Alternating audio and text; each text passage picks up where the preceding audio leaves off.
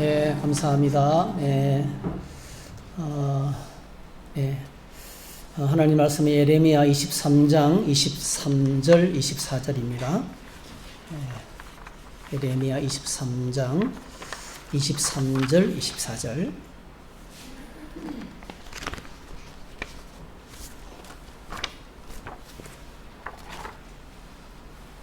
네, 같이 읽겠습니다. 여호와의 말씀이니라. 나는 가까운 데에 있는 하나님이요 먼 데에 있는 하나님은 아니냐. 여호와의 말씀이니라. 사람이 내게 보이지 아니하려고 누가 자신을 은밀한 곳에 숨길 수 있겠느냐. 여호와가 말하노라. 나는 천지에 충만하지 아니하냐. 아멘. 아멘. 오늘 이 말씀을 가지고 우리가 하나님이 어떤 분이신가에 대해서 공부하고 있는데, 오늘은 편재하신 하나님, 이런 제목으로 함께 말씀을 나누겠습니다. 이 편재라는 말은요, 하나님이 모든 곳에 계신다는 거죠. 하나님이 안 계신 곳이 없다는 거죠. 하나님께서 시간과 공간을 초월해서 계시는 하나님. 우리가 하나님이 지금까지 하나님이 주권의 하나님, 그죠? 하나님은 주권자가 되신다. 하나님의 속성 가운데 하나님이 절대자이시고 우주의 통치자이신데, 그 하나님 안에 있는 속성이 첫 번째가 주권이죠. 주권자가 되신다. 왜냐하면 창조하셨고 다스리고 계시고 심판하시기 때문에 하나님 주권자가 되시는 거죠. 그리고 이제 그 다음에 우리가 하나님 영원하신 분이시다 공부했습니다. 우리 지난주에는 하나님은 전지하시다. 하나님은 모르시는 것이 없다. 하나님은 나의 머리털까지 다 헤아리신다. 하나님 우리의 모든 것을 깊이 하시는 분. 그러므로 하나님 우리를 수술할 수 있고 우리 인생을 고칠 수가 있고 우리를 인도할 수가 있고 우리를 끝까지 목자처럼 돌보시는 분이시다. 네. 목자는 양을 모르면 목자가 못 되는 거거든요. 그죠? 그래서 우리를 너무나 깊이 아시는. 그래서 제가 지난 주간에 그 누가 나의 결혼할까 이 찬양 부르면서 은혜가 많이 됐어요. 저는 계속 이 찬양을 불렀어요. 그 누가 나의 결혼할까. 나 자주 넘어집니다. 그게 은혜가 되더라고요. 우리가 자주 넘어지고 자주 실패하는데 하나님은 다 알고 계시는 거죠. 우리를 깊이 아시기 때문에 우리를 고치시고 회복하시고 치료하시는 하나님인 것을 우리가 공부했습니다. 자, 오늘은 편재하신 하나님을 나누겠습니다. 두 사람의 인물이 생각났어요. 하나는 여러분 1961년도 4월 12일 날 유리 가가린이라는 사람이에요. 유리 가가린은 소련 사람입니다. 소련 때 1961년도 굉장히 빠르죠. 그때 이 유리 가가린이 최초로요 우주 여행을 마치고 돌아옵니다. 1시간 한 30분인가요? 정도. 예. 1시간 29분. 예. 1시간 29분 동안 우주 비행을 하고 최초로 우주를 비행했던 사람이 소련입니다. 소련이 먼저 우주 개척의 스타트를 여는 거예요. 그 인물이 유리 가가린이라는 이 비행사입니다. 이 비행사가 돌아와서 인터뷰를 했는데 아주 인터뷰가 막 종교계를 뒤집어 놨어요. 지구는 푸른빛이었다. 그리고 하나님은 우주 어느 곳에도 없었다. 이렇게 말을 남겼어요. 그리스 정교회 신자인데 이제 그 당시에 믿음이 없었던가 봐요. 어쨌든 간에 유리 가가린은 우주를 여행하고 돌아와서 내린 결론이 온 우주에 아무리 돌아봐도 하나님은 안 계셨다. 그렇게 고백했어요. 또 한 사람은 제가 여러분에 소개할 사람 제임스 어윈이라는 사람입니다.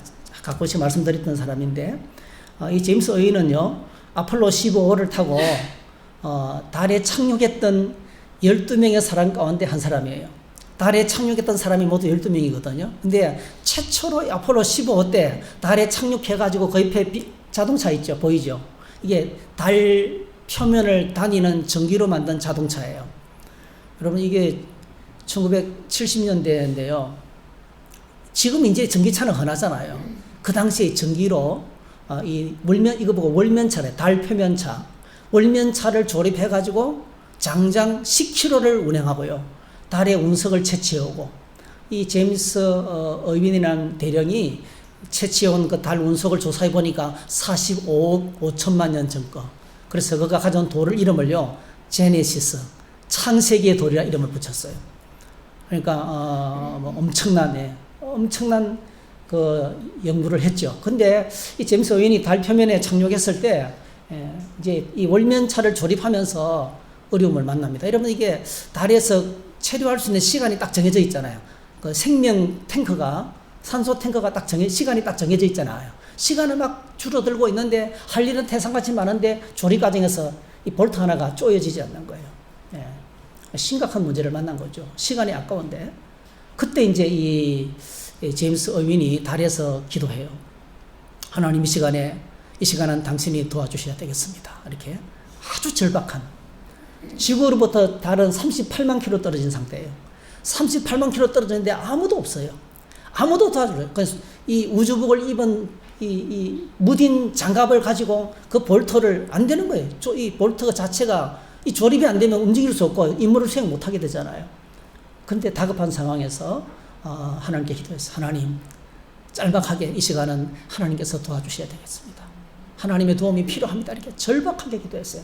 그 순간에요, 이 의인은 강력한 하나님의 임재를 느끼는 거죠. 마치 하나님께서 자기 손을 붙잡고 나사를 조립하는 것처럼 생각지도 못한 아이디어가 나오고 방법이 나오고, 그렇게 해서 이걸 조립을 마쳐서 이런 10km를 운행하면서 달 표면을 채취하고 머물렀던 시간이 295시간, 굉장히 오랫동안 머물렀습니다. 그곳에서. 그러면서 이제 사실은 그 머무는 시간이 좀 암석을 채취하고 그 이동 거리가 굉장히 멀거든요. 울퉁불퉁한 매끄러지지 못한 달 표면을 이제 여행을 하면서 이 모든 자료를 수집하는 이 과정에서 오래 체류하면서 이제 이 사람의 심장이 조금 그때 좀 다치게 돼요. 네. 심장이 다치게 되고 어려움을 만나게 됩니다. 아무튼 그래서 무사히 귀환하게 됩니다. 근데 귀환하는 과정에서요, 또 어려운 일을 만나게 되는 거죠. 여러분, 이 달이요, 이게 캡슐이 이 우주 여행사 3명이 탄 이 캡슐이 지구로 올 때는요, 대기권을 딱 접어드는 순간부터 이 지구의 중력 때문에요, 가속도가 붙는 거예요. 무섭던 속도로 내려오는 거예요. 그래서 이 속도를 줄이기 위해서 낙하산을 펴게 돼 있어요. 낙하산을 펼쳐서 속도를 줄여야만이, 안 그러면 이 우주선이 박살이 나거든요. 물에 착륙해도 박살이 나거든요. 너무 충격이 심해서. 그래서 이제 이 속도를 줄이기 위해서 낙하산을 펼치겠는데 낙하산 3개가 펼쳐지게 돼 있어요. 그런데 낙하산이 1개가 안 펴진 거예요. 이게 실제로 찍은 사진이에요. 그 당시에. 낙하산 1개가 펴지지 않는 거예요. 여러분, 무섭도록 돌진하는 이 우주선이 속도가 제어가 되지 않고 낙하산 1개가 안 펴진 상태에서 방법이 없잖아요. 접근할 방법이 없어요. 시간이 바쁜데. 그래서 나사하고 이 우주선이 할 수 있는 것은 기도밖에 없다. 그래서 여러분, 이 나사에서 초비상이 걸린 거예요. 방법이 없는 거니까. 네. 그래서 기도를 했어요. 하나님 도움을 간절하게 요청했어요. 근데요, 어떤 일이 벌어지냐면요, 갑자기 바다에서, 인도양에 떨어졌는데, 인도양 바다에서 회오리 바람이 밑에서, 그러니까 바다 수면에서 하늘로 부는 회오리 바람이, 강력한 회오리 바람이 불게 된 거예요. 그렇게 해가지고 이 낙하산 2개로도 충분히 회오리 바람을 맞아서 속도가 천천히 줄어들면서 무사히 안착하게 되고, 오키나와 호라는 큰 배가 이 캡슐을 수거하게 되고 무사히 도착하게 되었습니다. 그래서 이 어윈 중령은, 대령은 이 달 탐사를 통해서 하나님을 만난 거예요. 달에서 하나님의 강력한 임재를 느껴서 잊을 수가 없는 거예요. 네, 아무도 어떻게 할 수 없는, 자기 혼자 문제를 해결해야 되는데 누구 도움도 필요 없는 이 사람이 달 착륙 조종사였거든요. 그 외로운 곳에서 기도했는데 하나님이 그를 만져주시고 마치 하나님이 자기 손을 붙잡고 일하는 것처럼 강력한 임재를 경험하게 되고, 또 귀환하는 과정에도 이 기적을, 여러분, 회오리 바람이 우연일 수 있겠지만은, 저는 이분들은, 의인은 그렇게 이야기하더라고요. 분명히 하나님께서 역사하셔서 하나님이 일으킨 바람이라는 거죠. 네. 바람이 일으키셔서 이렇게 안전하게 안착하게 됐다. 그래서 이 사람은 돌아오자마자 나사라는 그 안정된 직장을 그만두고, 이런 철저한 이 공학 박사잖아요. 네. 공군 비행사인 동시에 공학 박사잖아요. 안정된 직장을 내려두고 자기가 만난 하나님을 증거하기 위해서 20년 동안 복음을 전하는, 어떤 기록에는 전도자, 어떤 기록에는 목사가 되었어. 터키 땅을 6번이나 그 아라라산에 가서 노아 방주를 찾기 위해서 탐험을 하고, 그리고 이제 그 달에 너무 오랫동안 체류하면서 심장이 좀 상했는데, 그 상한 것 때문에 자주 심장 발작이 일어나는 거예요. 예. 4번이나 심장 발작이 일어나는 거예요. 네. 4번이나 죽었다가 살아나고 죽었다가 살아나고, 네. 그래 마지막 네 번째 61년, 그러니까 향년 61년에 이제 그가 세상을 떠납니다. 그동안에 이제 복음을 전하면서 이렇게 우리나라에도 왔어요. 우리나라 엑스플로 77인가 그때도 와가지고 자기가 만난 하나님을 간증했던 그런 하나님의 사람입니다. 그가 남긴 유명한 말이 있어요. 인류가 뭐 달에 착륙했을 때 굉장한 센세이션이 일어났잖아요. 그때 이런 말을 남겼습니다. 참 너무 중요한 말, 너무 좋은 말 같아요. 한번 읽어볼까요? 예수 그리스도가 이 땅을 걸으신 사건이 인류가 달을 걸은 사건보다 훨씬 더 위대합니다. 참 멋있는 말이에요. 그래서 예수님을 위해서 주님의 인생이, 그러니까 그 옛날 갈릴리 땅을 2000년 전에 주님이 걸으셨는데 그 걸으신 것이 인류가 달 표면을 걷는 것보다도 훨씬 더 위대하다는 거예요. 왜? 예수님의 걸음을 통해서 수많은 사람이 삶이 새로워지고 인생이 바뀌게 되고 하나님으로 말미암아 인생의 목적이 달라지고 그리고 엄청난 일들을 감당하게 된 것이죠. 네. 한 사람은 우주를 돌아다니면서 하나님을 못 봤다 그러고 한 사람은 달에서 주님을 만나서 그러니까 사실은 이 제임스 어윈은 11살 때 주님을 영접했지만은 그냥 주일학교 신앙, 그냥 형식적인 신앙. 사실 교회도 잘 안 나가는 그런 신앙이었는데 신앙이 좀 잠자고 있었는데 달 표면에서 위기를 만나고 하나님을 깊이 만나면서 완전히 바뀌어졌어요. 나사를 버려두고 전 세계를 누비면서 복음을 전하는 하나님의 사람을 됐던 것을 보게 됩니다. 네, 하나님의 편재성은요, 하나님은 모든 곳에 계신다는 뜻입니다. 하나님은 무한하시고 모든 시간과 공간을 초월해서 존재하시는데 하나님이 계시지 않는 곳은 없습니다. 지구로부터 38만 킬로 떨어진 달에서도 제임스 어윈의 짧고 절박한 기도에 하나님께서 응답하셨어요. 그래서 선지자 예레미야가 우리에게 이렇게 말씀하십니다. 우리가 읽었지만은 하나님은 가까운 데 있는 하나님이요 먼 데 있는 하나님은 아니냐. 하나님은 뭐 가까운 데는 계신 것 같고 성전에 가면 계신 것 같고 직장에 가면 안 계신 것 같고 그런 분이 아니라는 거예요. 하나님 그런 분이 아니라는 거예요. 네. 하나님은 멀리 계신 분이 아니라는 겁니다. 네. 하나님은 가까운 데도 계시고 먼 데도 계신 거죠. 우리가 손이 닿지 않는 곳, 내가 미치지 못하는 영역에도 하나님은 계시라는 것이죠. 이 사실을 인정하지 않으려는 것이요. 이 사실을 하나님의 존재를 인정하지 않으려는 것이 바로 뭡니까? 시편 기자는 어리석은 것이라 이렇게 말했어요.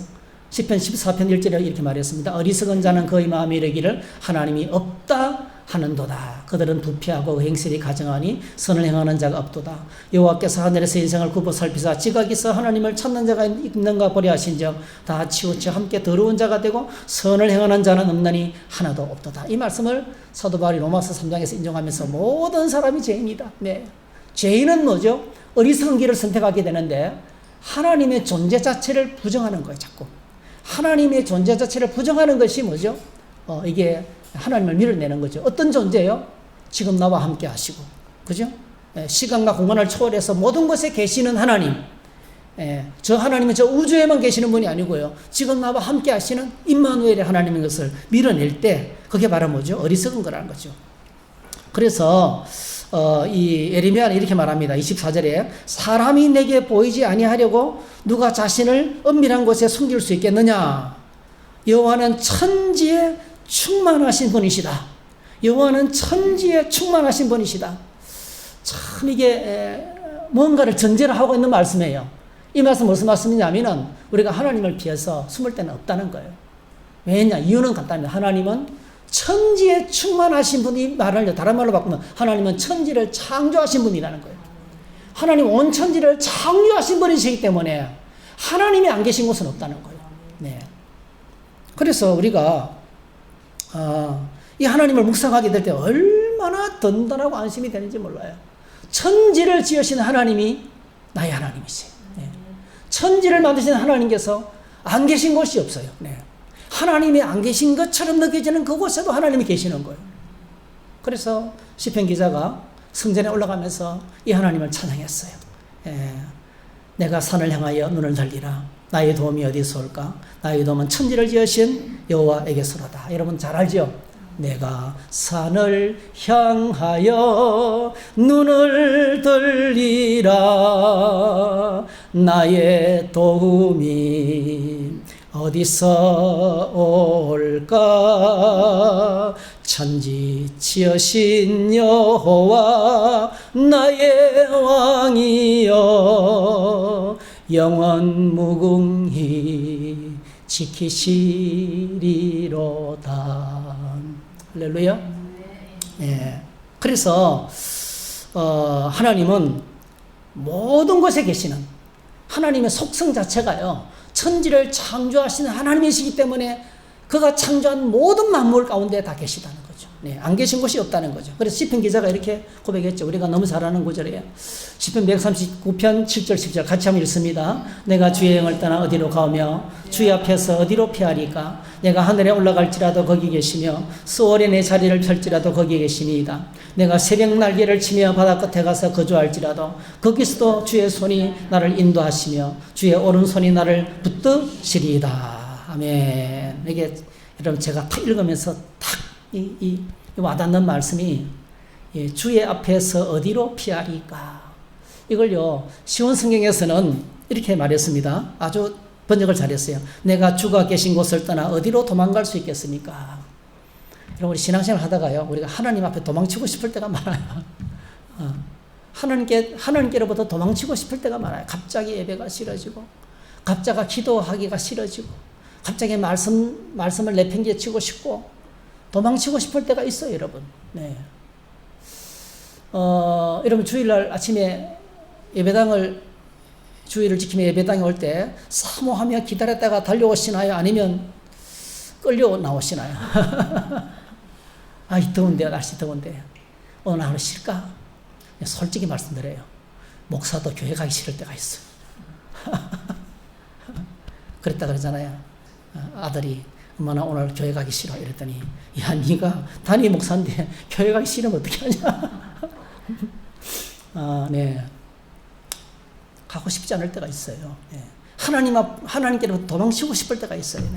네. 언제 그럽니까, 여러분? 우리 마음에 은혜가 떨어지면, 그렇죠? 오늘 저와 여러분의 마음속에 은혜가 떨어지면 이런 마음이 찾아오죠. 하나님의 은혜가 떨어지면 감사와 찬양이 사라지고 대신에 불평과 원망이 찾아오고, 그리고 도망치고 싶은 마음이 찾아옵니다. 누가복음 15장에 탕자가 생각났어요. 누가복음 15장 탕자의 둘째 아들, 자기 몫을 챙겨서 아버지 집이 지긋지긋한 거예요. 이놈의 집구석을 떠나야 내가 자유를 얻지. 그래서 아버지가 살아계시는데도 유산을 받아서 집을 떠났습니다. 언제, 얼마요? 멀리, 먼 도시로. 어떻게 살았습니까? 마음대로 살았어요. 마음대로 살다 보니까 모든 재산을 낭비하고 거지가 되고 굶어 죽을 지경이 되었어요. 그제서 뭐죠?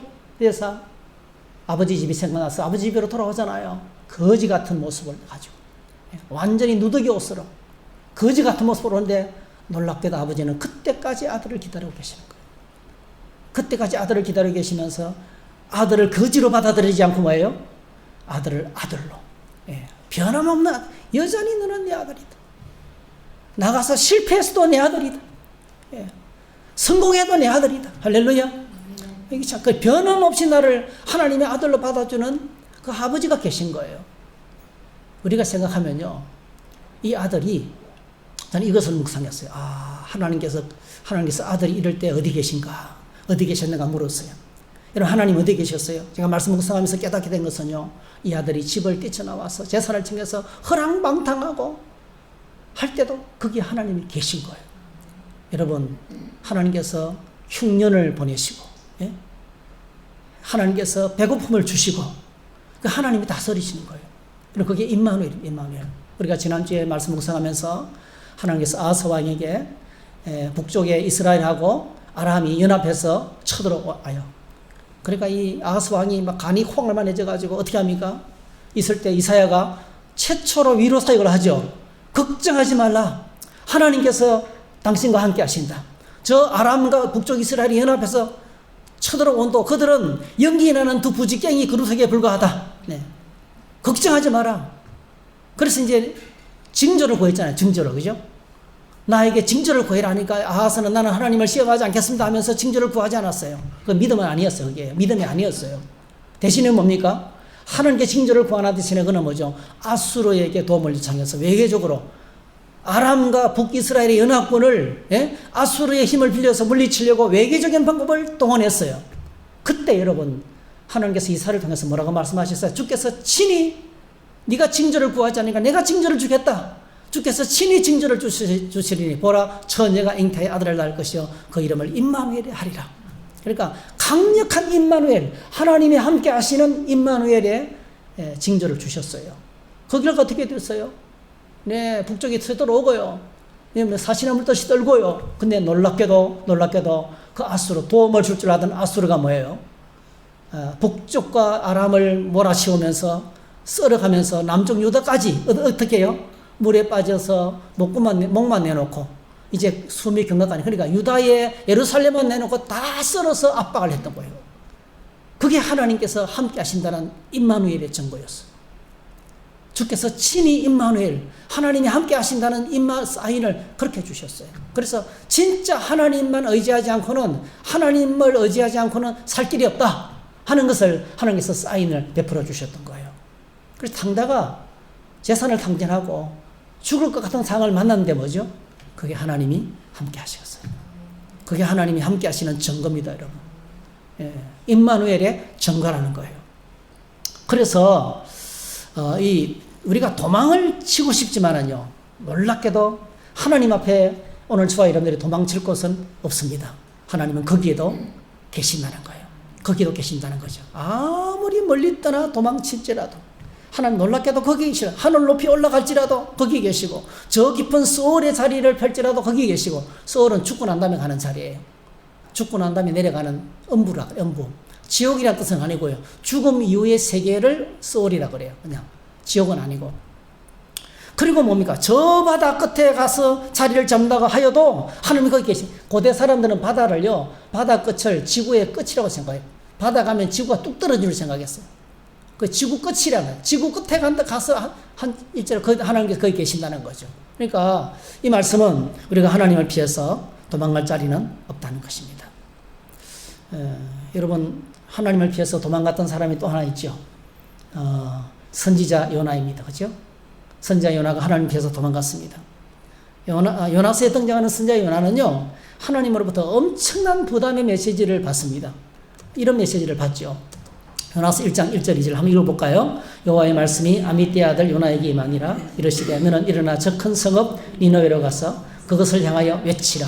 그 악독이 네 앞에 상달되었음이니라 하시니라. 네. 하나님께서 요나에게 이스라엘의 철천지 원수 아수르의 수도가 니느웨거든요. 아수르 수도의 사람들이 죄가 가득 차서 이제는 심판할 때가 됐다는 거예요. 그러니까 너는 가서 한번 외치라는 거예요. 왜 외칩니까? 회개하고 돌아오도록. 하나님 심판하시기보다는 뭐죠? 구원하기를 원하시니까. 이 말을 들었을 때 아마 이 선지자 요나의 마음속에 두 가지 감정이 차도, 하나는 깨소금 볶듯이 좋았을 거예요. 잘 됐다. 드디어 원수가 망하게 됐구나. 그 다음에 또 뭐예요? 왜 이런 부담스러운 사역을 나한테 맡기는 거예요? 나는 우리 민족을 사랑하는 사람인데요. 요나는 민족주의자였어요. 민족주의.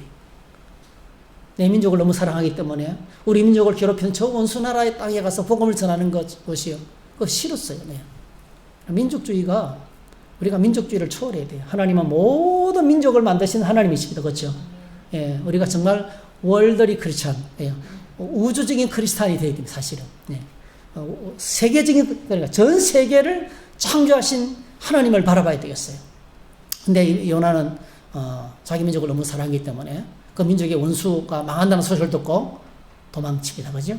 그리고 배를 타고, 자, 3절에 보니까 배를 타고 완전히 정반대로 다시스로 가는 배를 타고 배에 올랐습니다. 그리고 어디까지 내려갑니까? 요한서 1장 5절에 보니까 배 밑층에, 가장 밑층에 내려가서 누워서 깊은 잠에 빠졌습니다. 이거는 일부러 청하는 잠이에요.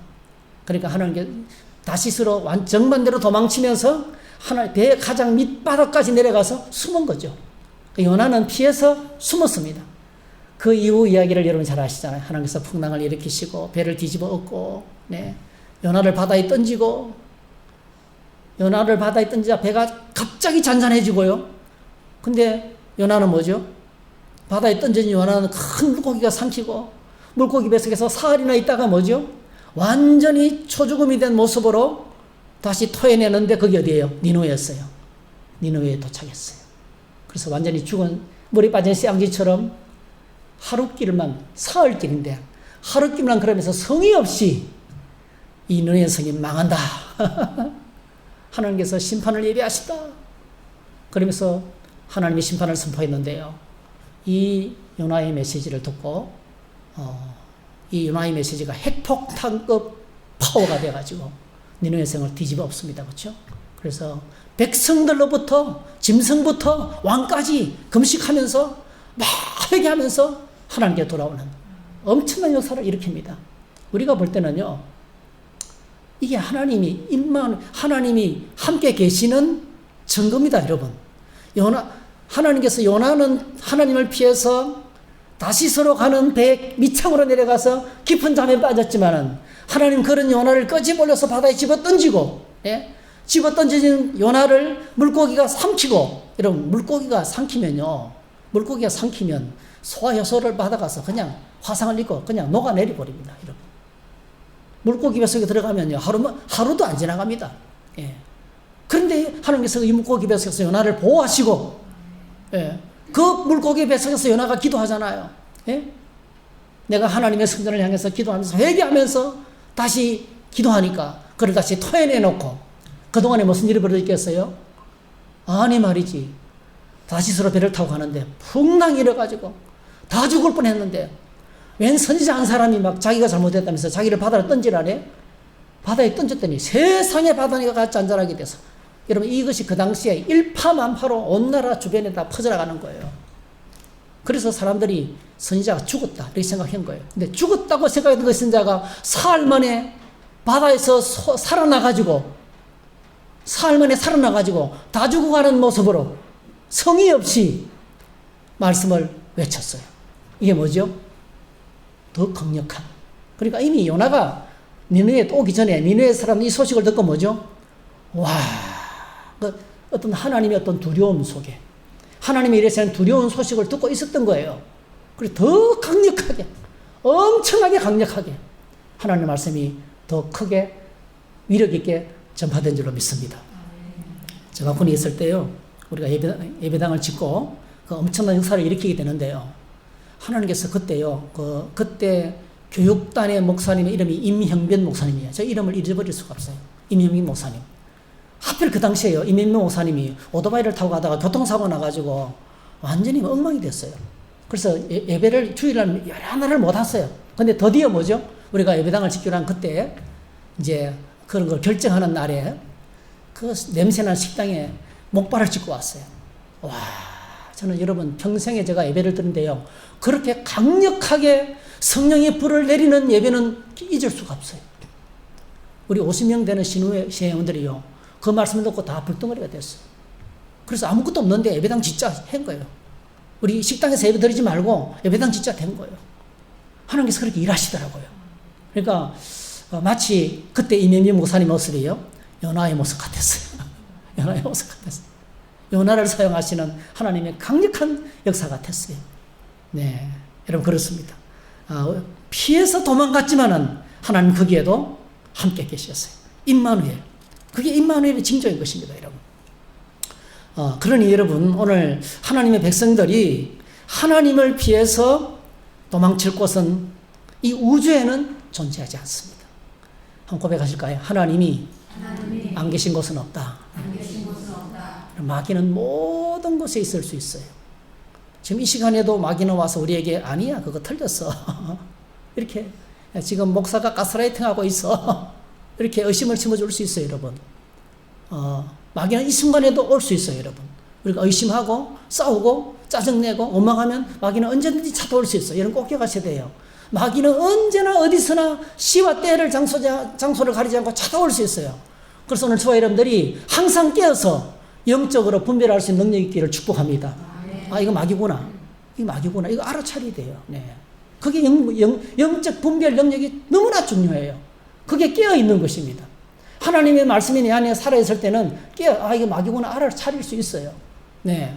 마귀는 어디에나 있을 수 있어요. 근데 여러분 꼭 기억하세요. 하나님은 모든 것에 항상 계십니다. 하나님의 이름이 임마누엘입니다. 하나님은요, 저 바다 끝, 저 하늘 높이, 서울에까지 계시지만, 깊고 어두운 밀실에도 하나님이 계십니다.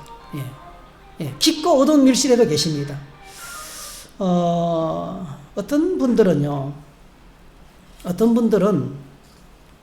우리 서울이라는 단어, 서울로 도망치고 싶은 충동이 올 때가, 우리가 살다 보면 서울로 도망치고 싶은 충동이 있어요. 그게 뭡니까, 여러분? 자살이죠, 자살. 하다가 문제를 만나면, 그냥 확 죽어버려야지. 내가 죽으면 모든 것이 끝날 거야. 그러니까 인생의 마지막 해답이 죽음을 통해서 온다고 믿어요. 서울시장도 그랬잖아요. 죽음을 통해서 문제를 해결하려고 해요, 여러분. 힘에 버거워서 죽는 것이 아니고요. 이렇게 내가 죽어야, 여러분, 사람이 입버려서 내가 죽어야 되지. 저희 시골에서 저희 어머니 아버지가 맨날 싸우면서 했잖아요. 늘 하던 말이 그거예요. 내가 죽어야 돼. 내가 죽어야 이 집안이 조용해지지. 그런 말을 늘 했어요. 여러분, 나도 모르게 그런 생각이 우리 안에 들어있다니까요. 근데 꼭 기억하시기 바랍니다. 죽음으로 우리가 우리의 삶의 문제를 해결할 수 있는 것이 아니고, 죽음 다음에도 하나님은 우리가 하나님 앞에 서야 돼요. 죽은 다음에도 하나님 앞에 하나님을 피할 수가 없습니다. 하나님의 심판대 앞에 주님이 주신 생명을 내가 함부로 생각하고 파괴했던 그 죄를 묻게 될 거예요. 반드시.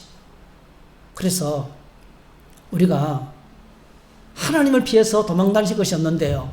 이렇게 하늘 끝, 서울, 깊고 저 바다 끝에 가서 피할 수도 없지만요. 깊고 어두운 밀실에서도 계신다는 거예요. 하나님께서.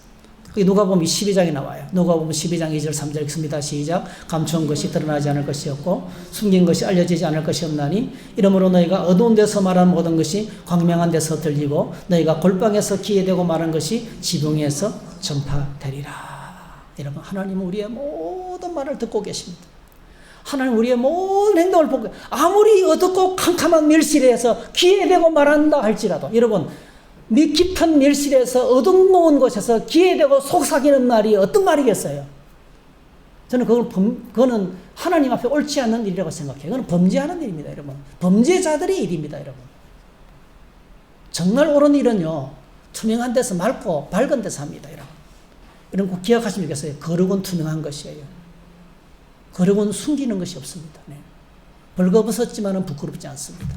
다 보여줘도 부끄럽지 않은 것이 거룩이에요. 거룩은요, 깨끗하고 맑고 밝고 따뜻하고 포근하고, 여러분, 성소의 분위기가 촛불이 켜져 있고 먹을 것이 있고 김이 모락모락 나고 인생의 모든 문제가 거기에 다 해결되는 거예요. 빛을 비춰주시고, 그 거룩입니다, 여러분. 근데 죄는 뭐죠?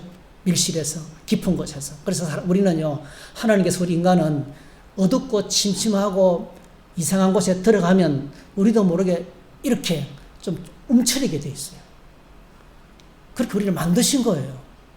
흉측한 것을 보면 어머 하고 이러잖아요. 경계하도록 만드는 독수리, 고기 왜 먹지 말라 하는지 아세요? 그거 먹으면 영혼이 다치니까, 모습이 흉측하니까. 뱀도 그렇고 있잖아요. 흉측스러운 거. 아무렇지 않게 먹을 수 있는 건 괜찮아요. 근데 어쨌든 간에 하나님께서 금하신 것은요, 그런 흉측한 것들, 끔찍한 것들, 어색한 곳, 침침한 곳, 어두운 곳, 하나님께서 경계하라고 말씀하신 거죠. 네. 그래서 이 어두운 데서, 깊은 골방에서 귀에 대고 속삭이지만은 하나님은 다 들으신다는 거죠. 왜 그렇습니까? 하나님은 거기에도 계시기 때문에. 하나님께는, 하나님 우리를 심판하실 때, 우리가 상과 벌을 주실 때, 우리가 선한 일을 할 때 하나님 우리의 선한 일을 다 보고 계실 줄 믿습니다. 우리가 착한 일을 하고, 우리가 기도하고, 눈물 뿌려 기도하고, 엎드리며 참고 인내하고, 누명을 뒤집어 쓰고, 모든 것들 하나님 다 기억하고 계신 줄로 믿습니다. 하나님은 그 현장에서 계시기 때문에 우리를 심판하실 때, 우리를 상 주실 때, 그 어느 누구의 증인이 필요 없는 거예요. 왜? 하나님이 직접 보셨기 때문에. 하나님 직접 들으시기 때문에. 하나님 직접 기억하고 계시기 때문에 그렇습니다. 손흥민 선수에 대해서 아주 좋은 이야기를 유튜브에서 읽었는데요. 어떤 목사님 보내주셔가지고. 손흥민 선수가 하여튼 트럼프하고 단독 면담을 했대요. 근데 이제 손흥민 선수가 왜 미국에서 인기 있냐면요, 그가 플레이를 잘해서 인기 있는 게 아니래요. 정말 손흥민 선수는 동양인이고 황색 인종이고, 그래서 경기할 때마다 인종차별을 많이 당한대요. 쑥쑥 지나가면서 던지는 말들이 다 인종차별 말이래요. 그때 여러분 손흥민은 절대로 반응하지 않는데요. 무조건 침묵한대요. 그리고 골로서 대답한대요. 선수는 그 감정 싸움을 해서 그 인종차별을 당하는 것 때문에 감정 싸움을 해가지고 그게 쏟을 에너지가 없다는 거예요. 자기는 모든 에너지를 총동원해서 골 넣는 데 쓴다는 거예요. 쓸데없는데 내 인생을 낭비하지 않고. 그래서 이제 이거 트럼프와 대화를 나누는 그 이야기를 이게 단둘이 나누는 이야기를 그 통역사가 나중에 이제 글을 쓰고 그게 이제 이렇게 뭐 하여튼 글이 돼서 나왔어요. 뭐 정확한지 아닌지 모르겠는데 미국 사람들이, 미국의 청소년들이 손이 열과가는 이유가 딱 한 가지래요. 그가 플레이를 잘해서 하는 게 아니고 그의 태도가 너무 멋있다는 거예요. 절대로 싸우지 않는, 어떤 소리를 들어도 싸우지 않는, 침묵하는. 여러분, 오늘 저와 여러분들이 하나님 앞에 침묵할 수 있는 이유는 하나님께서 지금 나의 모든 삶을 보고 계시고 내 모든 삶 가운데서 함께 계시기 때문인 줄로 믿습니다. 네. 하나님이 모든 상황 가운데 계시는 거예요. 네. 그래서 이 하나님의 편재성은요, 하나님의 전지성과 연결되어 있습니다. 그래서 우리가 마지막으로 그런 편재성을 이해할 때 중요한 몇 가지가 있어요. 예. 첫 번째로요, 하나님은 모든 곳에 계시지만 모든 것이 하나님은 아니라는 거예요. 하나님은 모든 것이, 우주 만물 어디에나 다 계시지만은요, 모든 만물들이 하나님이 아니라는 거예요. 이걸 보고 우리는 범신론이에요, 범신론. 나무도 신이고 돌도 신이고 물도 신이고 그런 건 아니라는 거예요. 하나님은 모든 곳에 계시지만은, 모든 곳에 계시고 통치하시고 다스리시고 임재하실 수 있지만은, 하나님은 지구로부터 38만 킬로 떨어져 있는 달에도 계셨고, 깊은 바다 밑속에 큰 물고기 뱃속에도 하나님 계셨지만은 물고기가 신이 아니라는 거예요. 그렇다고. 그래서 이거는 우리가 여기서 조심하면서 생각을 해야 된다는 거죠. 근데 하나님께서는요, 하나님의 임재는 모든 곳에서 동일하지만은 어떤 때 가끔 가다가 특별할 때 특별하게 임재하는 곳이 있어요. 주로 어떤 것입니까? 성전에. 하나님의 성전에 우리가 예배할 때에 특별하게 임재하십니다. 이런 매주일마다 이 하나님의 임재를 경험하게 되시기를 축복합니다. 예, 하나님이 특별하게 계시는 겁니다. 특별히 여러분, 예를 들면 성찬식 같은 경우죠. 네. 우리가 이제 우리 개혁주의에서 성찬식을 믿을 때요, 성찬의 자리에 주님은 강하게 임재하십니다. 우리는 영적 임재설을 믿습니다. 캐톨릭은요, 그 떡과 포도주가 예수님의 몸과 예수님의 피로 화채 바뀐다고 생각해요. 그래서 예수님의 떡 자기가 못 집고 신부가 집어서 넣어줍니다. 그죠? 혹시나 흘리면 안 되니까. 그 다음에 예수님의 피, 한 방울이라도 흘리면 안 되기 때문에 신자들은 안 마시고 신부가 대표로 마십니다. 큰 잔에 먹고 취합니다. 그렇죠? 화채설. 그 떡과 포도주가 예수님의 몸과 피로 바뀐다고 생각해요. 근데 우리는 그렇게 생각하지 않고 우리가 떡을 떼고 잔을 나눌 때 주님께서 그 자리에 임재한다는 거예요. 이 우리가 믿는 성찬식입니다. 어떻게 임재합니까? 자, 마태복음 26장에 예수님께서 그 성찬식을 제정하셨죠. 그들이 먹을 때 예수께서 떡을 가지사 축복하시고 떼어 제자들에게 주시며 이르시되 받아 먹어라. 이것은 내 몸이니라 하시고, 또 잔을 가지사 감사기도 하시고 그들에게 주시며 이르시되 너희가 이것을 마시라. 이것은 내 죄사함을 얻게 하려고 많은 사람을 위하여 흘리는 바 나의 피 곧 언약의 피니라. 예수님이 십자가에서 몸 찢기시고 피 흘리신 것을 기념하면서 이걸 지키라고 이야기하셨어요. 그리고 고린도전서에서는 이것을 또다시 예수 그리스도를 기념하는 것이 성찬식이다. 그래서 26절에 보니까 너희가 이 떡을 먹으며 이 잔을 마실 때마다 주의 죽으심을 그가 오실 때까지 전하는 것이니라. 또 24절에 보니까 이것을 행하여 나를 기념하라. 주님을 기념하는 거죠. 그러니까 우리가 주님을 묵상하면서 떡을 뗄 때 주님이 오셔서 아주 강력하게 임재하시는 겁니다. 그래서 사모하면서 기도하면서 했겠죠. 근데 고린도전서 10장에서는 더 중요한 걸 이야기합니다. 성찬을 우리가 축복하는 바 축복의 잔은 그리스도의 피에 참여함이 아니며 우리가 떼는 떡은 그리스도의 몸에 참여함이 아니냐. 떡이 하나여 많은 우리가 한 몸이니 이는 우리가 다 한 떡에 참여함이라. 이게 참여하다는 말이요, 코이노니아입니다. 코이노니아. 이 말은요, 교통한다는 뜻입니다. 떡을 뗄 때 예수님과 그 어느 때보다도 깊게 교통한다는 거예요. 그게 임재입니다. 임재. 그래서 여러분 오늘 저희들이 예배할 때 이거는 주님이 나에게 하시는 말씀이구나 느껴지잖아요. 그건 하나님이 임재해 계시는 거예요. 할렐루야. 강력하게 임재하시는 거죠. 찬양 부를 때 그 누가 나의 기름 앓고 나 자주 넘어집니다. 제가요 가슴이 뜨끔하면서 아이고 이게 하나님 내가 이렇습니다. 그러면서 얼마나 은혜가 되는지요. 그 주님의 강력한 임재 속에 들어갔어요. 제가 일주일 내내 이 찬송을 흥얼거렸어요. 혼자 있을 때도 이 찬송을 불렀어요. 그 하나님 임재 속에 있는 거예요, 여러분. 여러분 하나님 모든 곳에 계시지만은 우리가 예배하고 말씀을 붙들고 기도하며 나갈 때 그곳에 더 강력하게 임하실 줄로 믿습니다. 예. 그 다음에 두 번째로요, 마지막으로 하나님은 모든 곳에 계시지만은 하나님의 편재성은 우리에게 위로와 경고를 줍니다. 어떤 위로입니까? 네, 간단한 위로죠. 어떤 상황에서도 어디에서나 하나님 우리와 함께 하십니다. 고난을 당할 때 외로웠거나 위험 가운데서도 하나님 그곳에 계십니다. 모든 상황 가운데 우리는 홀로 있지 않습니다. 여러분 아하방의 박해 속에 선지자 엘리야가 낙심하면서 나만 홀로 남았다고 탄식했는 게 잘못된 것입니다. 그렇죠? 절대로는 나만 홀로 있는 적이 없습니다. 우리는 아무리 혼자 있어도 홀로 있는 적이 없다는 거예요. 그러므로 우리는요 모든 상황 속에서 하나님의 보좌 앞에 나아갈 수 있습니다. 하루 일을 마치고 제가 자주 이야기하잖아요. 밤늦은 시간에 집을 향해 걸어오는 어두운 골목길에서도 우리는 주님의 이름을 부르며 주님께 말씀드리는 기도를 할 수 있어요. 그 어두운 골목길이 내가 주님과 기도한다면 그거는 기도실이 되는 거예요. 로렌스 행자와 같이 하루 400명의 수도사들의 밥을 해야 되는데 아침, 점심, 저녁 돌았으면 밥을 하고 400명의 밥을 한다고 생각해보세요. 땀을 뻘뻘 흘리면서 정신없이 돌아가는 그 식당 안에서 로렌스 행자는 주님을 만났습니다. 노동하면서. 왜? 주님 거기 계시기 때문에. 노동 가운데 깊은 묵상을 통해서.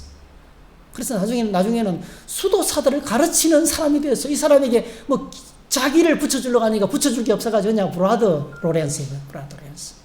그래서 신부들이 로렌스 형제에게 식당 종업원에게 묵상법을 배우고 하나님과 동행하는 법을 배우고 그분이 쓴 하나님의 주님의 임재 연습이라는 그 위대한 책이 지금 전설적인 책이 되어 있습니다. 여러분 한번 읽어보세요. 주님의 임재 연습. 얼마나 깊은 영성의 책인지 몰라요. 왜 그렇습니까? 그곳에 주님이 계시기 때문에 그렇습니다. 세상의 모든 이방신들은요 모두 어떤 특정한 지역에만 있는 신입니다. 이걸 가르쳐 로컬갓이라고 그래요. 기도하려면 반드시 신이 있는 신전을 찾아가야 됩니다. 여러분 그 신은 그 지역에만 있어요. 우리 하나님은 모든 곳에 계십니다. 할렐루야. 예배당하면 계시는 모든 곳에 계십니다.